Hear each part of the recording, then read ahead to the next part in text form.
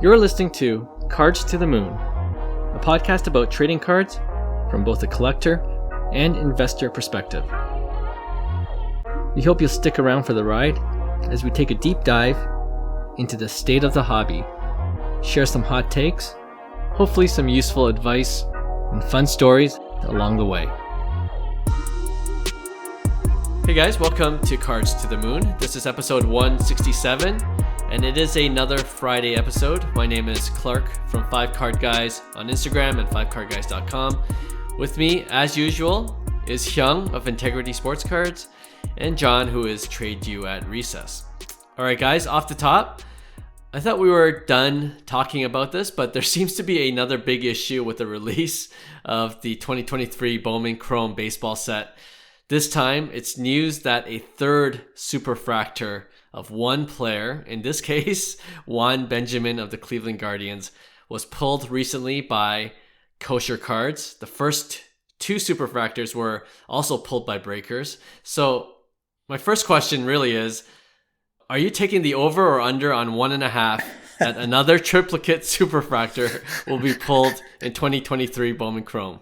Oh, we got to take the over for sure, and the rate is once a week, so I'm sure we'll see the fourth. we'll have this discussion next week.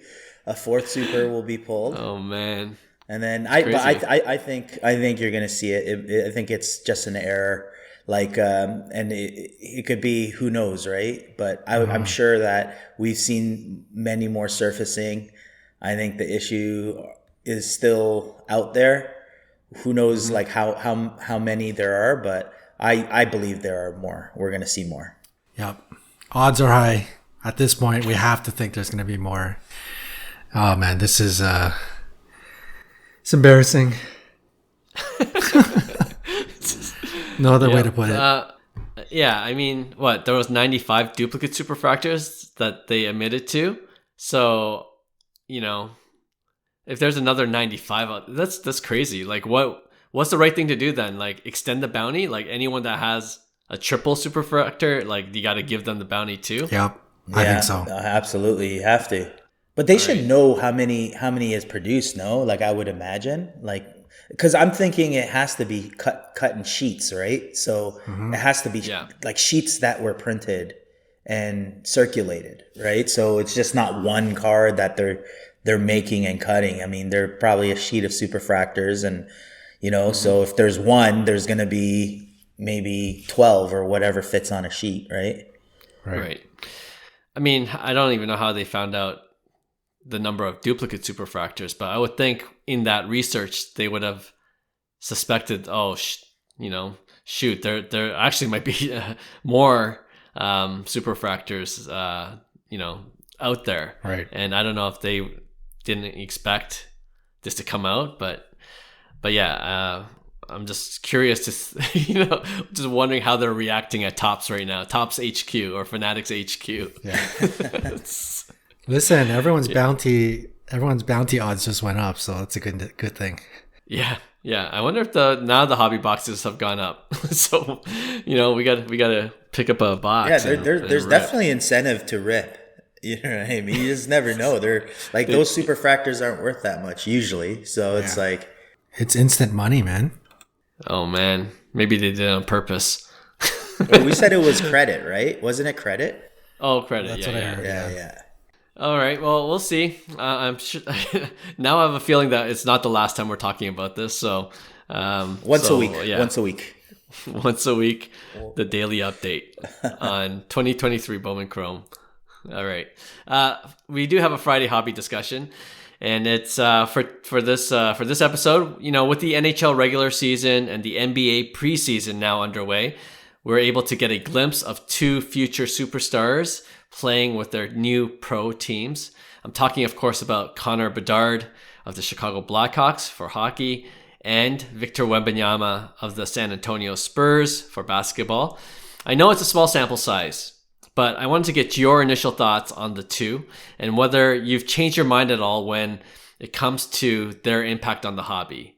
Are you still proceeding with caution, or are you more bullish on them, having seen them in action now? I think you got to proceed with caution Just in general. Just there's so much hype. I'm talking more on the Wemby side. Because of the whole, in May when it was announced, you had Bowman Chrome launched, Inception and Bowman's Best and his autographs, going for crazy amounts. So there's a lot of hype, and that's what kind of, I think, worries me. We've seen it with Zion. We've seen it with many other guys. So it's like, and I'm not saying Wemby's not that generational type talent, but I mean, he's going to have to really perform. And, he's had some highlight kind of stuff, but realistically, he's a 19-year-old kid who, if he, has a 20-point per season game, this year I think it would be massive. It would be a huge, statement, but I don't think that's going to skyrocket prices, for instance. Whereas I like the marriage of Connor Bedard more so because, NHL is... ESPN's pushing NHL. Viewership has gone up immensely, especially, from last year even. And even, the Blackhawks Pittsburgh game, they were setting records pretty much. And, they have a platform like ESPN to kind of grow the sport. And we talked a bit about this, earlier, maybe a couple years ago, about how hockey's going to grow more and more in the U.S. And, I think guys like Connor Bedard are generational talent that, you could compare him kind of to the McDavid trend, right? So it's like, look at prices where they are right now. And I know Series 1 just launched just recently. So there's a big chase right now in the apparent SSP, but apparently it's not so SSP. Yeah, I'm seeing a lot of them out there, so... Yeah. And prices have fluctuated already, right? Like you're talking about prices have started. The first sale I think was like 1,500 Canadian, and now it's down to like 800 Canadian, right? And somebody was selling it for like 575 on the Facebook group just now. So there's obviously hype baked into it. I think for hockey, even his Young Guns in Series 2, I think is going to be a massive chase. But I like the whole Connor Bedard marriage. I would be excited to even rip hockey a bit, right? Go chasing, because I think there's potential there still with Connor Bedard. I think he's going to be a phenomenal generational talent that, has a lot of hype back behind him based on where hockey's being pushed in the US, right? So with Wemby, I think that hype is way too high, and expectations and realities of what's actually going to happen. I think we're going to see a really good basketball player, but I think the prices are just way too high, and the hype is way too high for him to kind of sustain those levels unless he's dropping 30 points, a game. So. Yeah, I can see that. I think you still proceed with caution. I similar sentiments what Hyung said. Wemby he looks to be, I don't know about generational, but he looks like he's going to be a stud. But basketball has seen its hyped studs. We had Luka, we had Zion. It's gone through the motions, and I think basketball is correcting and continues to, maybe it's overcorrecting. Maybe some people are saying maybe it's getting, picked on or pounded for no reason. But Wemby, I think the phenomenon was way too big. Like his prices were at, like people were thinking this guy is going to come in here and then the NBA is going to be a joke to him. Earlier on in the summer, it was like, oh, Wemby, this guy's like doing running 3-pointers, and everyone just started eating that stuff up. And I don't think he's going to be able to pull that kind of stuff. He's still frail. It's going to take some time for him to kind of adjust to, and I still believe he'll be a pretty, it looks like he's well on his way to becoming an all-star player. But with that being said, I think on the hockey side, I think Hyung made a good point. Like, hockey has not seen a hyped prospect almost at all during the COVID era. Like, I think, it was sort of like a volcano ready to erupt, and I think it simmered too much because the Americans, at one point when the hobby was going crazy, there was, outside of Connor McDavid, there wasn't really like a chase that people could really go after for hockey. So finally that chase is here, and maybe it kind of lends a bit of a spotlight. And for me personally, and maybe I'm a bit hockey biased, but both NBA and NHL prospecting has gotten stronger and stronger. Like there's less and less first overall pick bust. But hockey in the last little while, I mean, like these scouts have been pretty bang on with like number one picks, and the translation. If somebody looks like they're going to be an A++ superstar, and they get picked first overall, Nathan McKinnon, and and then they see somebody generational like McDavid, it almost happens every time. It like the hit rate is like pretty solid versus the NBA. So I think in terms of the safety in investing in somebody like Connor Bedard, knowing he's going to be an A++. I personally think he's kind of on the border of A++ superstar and generational. I still have to see a little bit more, but I mean, I think A++ superstar is almost guaranteed with a kid like Connor Bedard. So they're both hyped. You still proceed with caution, but in terms of ripping hot, I would completely stay away from singles. That's just straight up. But in terms of ripping, I think you can have some fun with hockey and rip to try to get Bedard. The Bedard SP. I don't know about the I don't chase. Yeah. You talking about the SP Authentic Future Watch? Yeah. Oh no. Yeah. Yes. And the SP, the current. Yeah. The current Easter egg. I'd probably like you rip Series 1 for fun. That's okay, but you go after the young guns on Series 2. Yeah. Slab Stocks made a post, and I think it was a good point where they were saying, hey, just remember, if you're always extrapolating data, look at comparables of certain players. So if it is a McDavid era, look at his upper deck first pick overall card. He had like a quote unquote Easter egg draft pick card. Exactly, and it's $200, and people are paying $600 plus for Connor Bedard, right? So it's like it makes sense in that sense, and is exactly what we've seen in the hobby over the last 3-4 years. This is exactly what happens on hype releases, and obviously there's going to be some product I think that is pretty good. Like I think NBA hoops is not a bad rip because it's actually being released soon, and Wemby doesn't have any autos this year because he has exclusive with Upper Deck, right? So like stuff like that where I think there's going to be a lot more chase because there's no prism. Like everything's up in the air. So this is the first Wemby card technically, in a Spurs uniform, right? So I know hoops is not like the favorite release, but I think it's still gonna be a decent little rip or a chase because the hype is there too, right? Yeah. I feel like I'm the opposite. I'm much higher on Wemby. I don't know if it's the algorithm feeding me NBA highlights every day on my Instagram. And I'm like, whoa, how did he block that? That was a surefire layup. And then out of nowhere, like his spider arm just rejects him. And it's just crazy. Like just the freakish ability. But at the same time, like what's the best case scenario? Like with a freakish player like that, Giannis? And, we talked about Giannis before. Like, he doesn't get the respect he deserves in the hobby. Like, and he's won a championship and MVPs.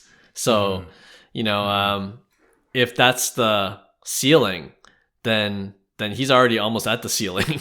And, if you're going to play odds, it's probably going to go down before it goes back up. He's got to be doing a lot more for the prices to sustain itself at the level they're at now, right? So yeah, I'm also proceed with caution with Wemby, although I'm higher on him as a overall talent.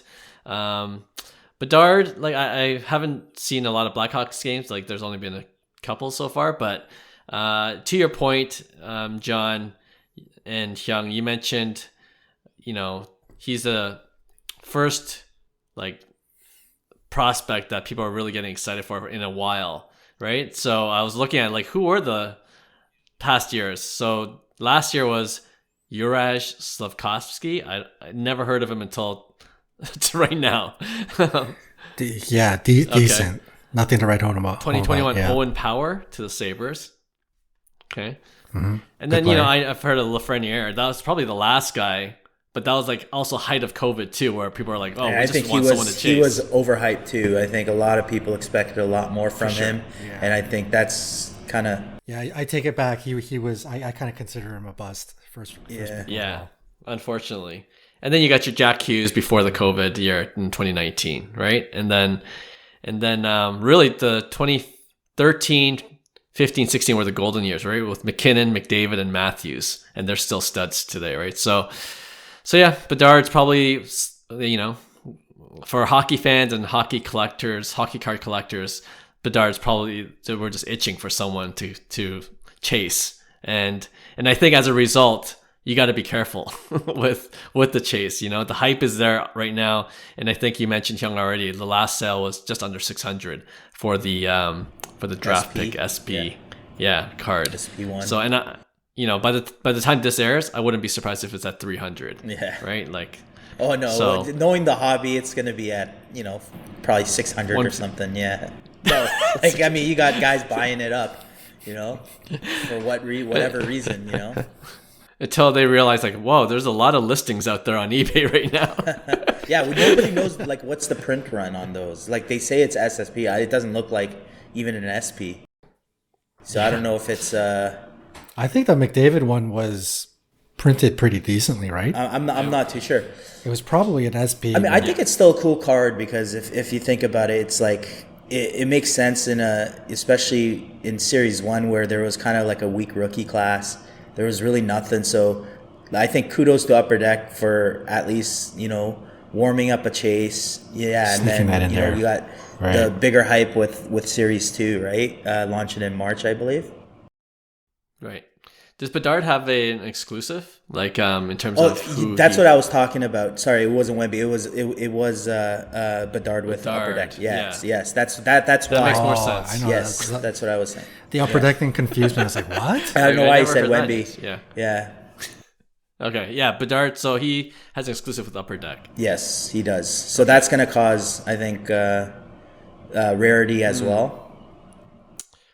I wish they put in like a few autos in Series 1, eh? Just like make it a really big chase, Come on, Upper Deck. Upper Deck needs like parallels or autos or something, in their flagship product. That's what they're saying. They did change their format, I think, to include more parallels, really? which is a good sign, and more inserts. They said more inserts as opposed to the base cards. So we'll see how that is.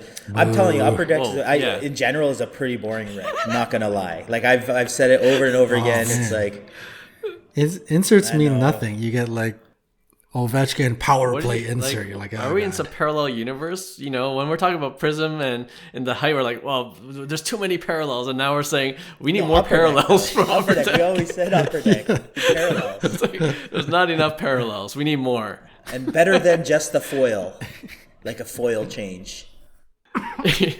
Right. Just bring the true colors, like Bowman. You know what I mean? Bowman Chrome. Just something like that. There's a happy medium somewhere. Not Prism. But not Upper Deck with 0. So yeah, or a Chrome product. Yeah, I'm down for Chrome and hockey for sure.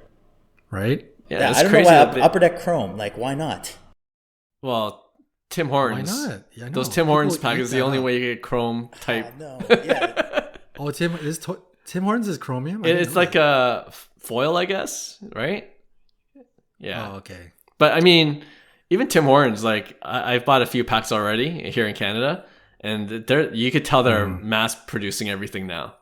The first couple of years that it came out, like even 2-3 years ago, like there are some good hits you could get, and now it's like I remember it being pretty limited. Yeah. Like it would come out, I'd go to Tim Hortons, it'd be all sold out. Yeah, and it's cool. Like the hits were pretty impressive. Now it's like, it's like weak hits, like you're right. Like showcase something, and it's like I don't know. It's I don't even know why I still go to Tim Hortons and pick up a pack of cards now. I've seen those. I said I gotta stay away from these. It's for the kids, Clark. It's for I pretty much give them. Yeah.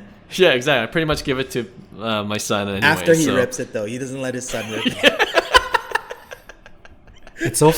It's so funny because Tim Hortons, like, is meant for kids, and then they actually have trade nights that they host at certain Tim Hortons on certain days. And I've heard, because my neighbor, his son was like hyped to go to the trade nights, and he said I'd go there and it's like a bunch of like 40-year-old men. They're just trying to rip off my son. He's like, it's ridiculous. That wasn't me, all right? I just want to put that on the record. Anyway, all right. Well, excited to see Wemby play in like real NBA action, and of course Bedard as well. Sure. That'll be exciting to watch. So, and then the cards that are coming out soon. We'll definitely talk about those in future episodes. Okay, that wraps it up for today's Friday episode. We'll see you with a brand new episode on Tuesday. Bye.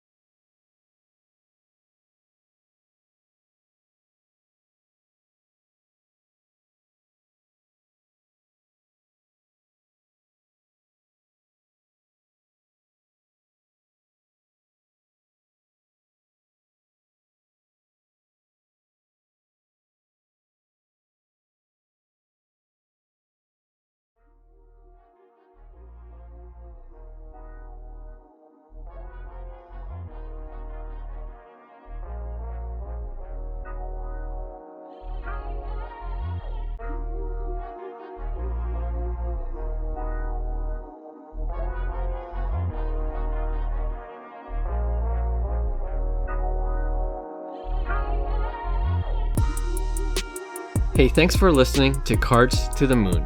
We'd really appreciate you subscribing to our podcast wherever you listen to your podcasts. And you can also connect with each of us on Instagram at 5cardguys, or you can follow Hyung at Integrity Sports Cards, or John at TradeU at Recess. You can also check us out at 5cardguys.com. Thanks again, and hope to connect soon.